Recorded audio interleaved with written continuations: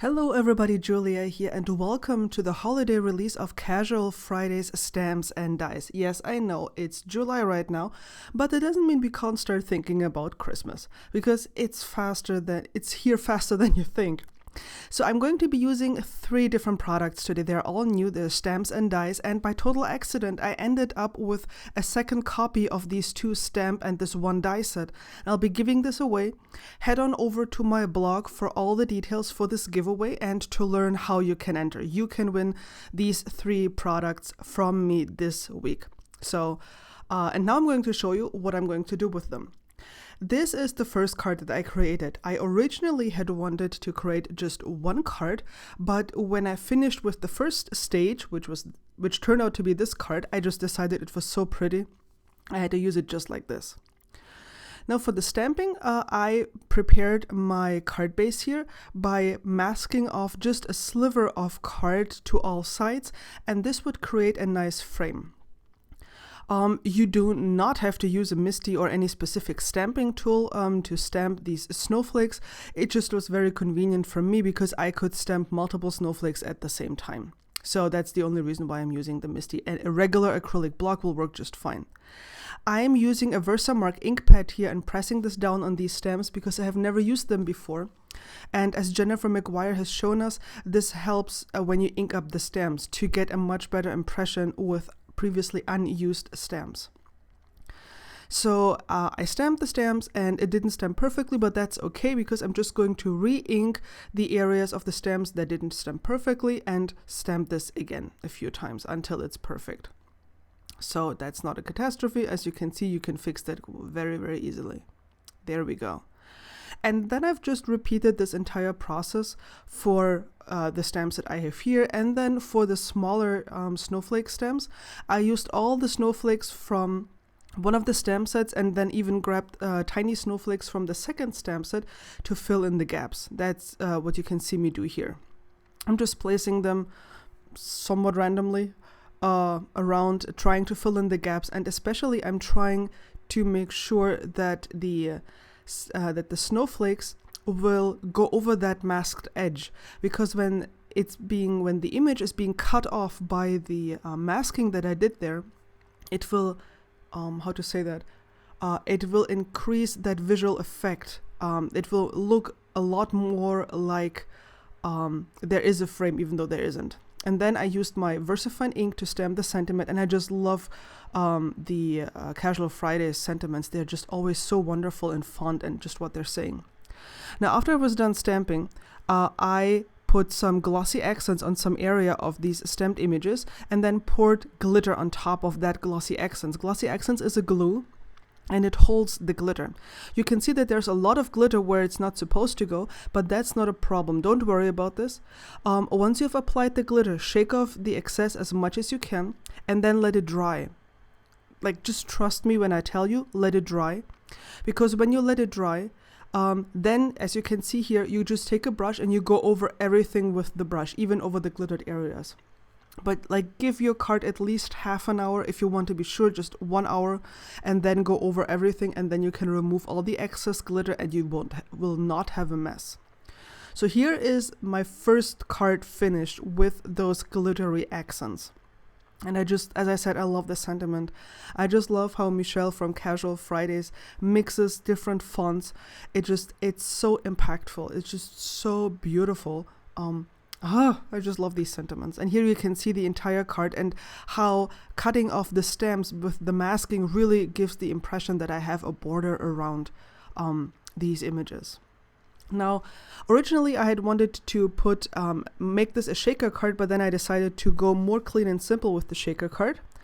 So what I did next, basically, I created a frame. I die cut a frame. So this is a panel just the same size as an A2 card, 4 1/4 by 5 1/2. And I'm using a frame die to die cut an opening into this where my shaker will go. You could even use a craft knife and a ruler to do this. You don't even need a specific die. Or you could use a circular die if you would want to. So basically there's no limit to your imagination. I put some adhesive on the back side of this frame, and then I'm putting some acetate down there. I'm going to trim this down so it's not hanging over the edges. And my thinking was, you know how there are these cover a page dies, you know, that are really, really big. The problem is that they're quite expensive. And I wanted to see if I could use regular dies that you can use for all sorts of stuff as a cover-up die. So this is the leftover from after I cut the frame. This is the rectangle that was cut out. And I'm putting it on double-sided adhesive. So I'm just pressing this down here. So the double-sided adhesive sticks to this paper. And when I release, or when I pull away the release paper on the other side, it will become sticky. So this is basically the sticky side here. I think. No, it's not. This is the non-sticky side. And I'm putting down some of the newly released or soon to be released dies by Casual Fridays. By the way, the products will be released Saturday, July 16th. And I run them through my die cutting machine. Now I'm pulling the paper out and it's sticky on the other side because that's where the double-sided adhesive is. That means I don't have to worry about putting glue on this. And you can see here I was still trying to fit everything in, you know, like using it with the card that I had stamped. And what I'm doing is I'm trying to fit the die cut into this corner. It's basically glued to the acetate, on top of the acetate, and I'm snipping it down a bit here so it is flush with the frame. And with the other die cuts I didn't bother anymore, because I cut them off the edge. Basically it was very easy to just mount them flush to the edge there. And I'm just continuing this with all the little die cuts that I did there. And as you can see, having the double-sided adhesive on the other side makes this a sticker.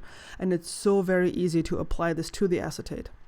Now, after I was done adding this to the acetate front, I flipped this around and putting foam adhesive on this frame, actually doubling up on this so I will have some elevation for the shaker. And of course I have to stamp my sentiment on the inside of my shaker first, so I'm making sure this is placed perfectly by using the frame to position the stamp well. And then when I was putting together my shaker here, I realized that my card base was slightly warped, like not a lot, but just what happens to paper, you know, it's slightly warped. And the seed beads were rolling off, so I had to tape this down a bit. These are seed beads by Pretty Pink Posh, and I'm listing all the products in the video description below. And I created my own shaker mix.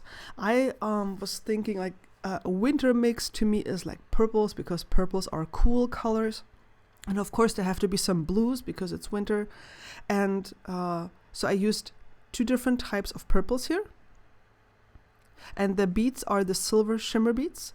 Then I used some aquamarine. I just wanted like a nice bright blue that would contrast nicely with the purple. And then while I was looking at my sequin box, I realized that I absolutely needed to use the new rose gold sequins by Pretty Pink Posh. So I'm just re-adding some of the darker purple ones here. And then I'm using the rose gold ones, which I think add just such an amazing twist to this shaker mix here.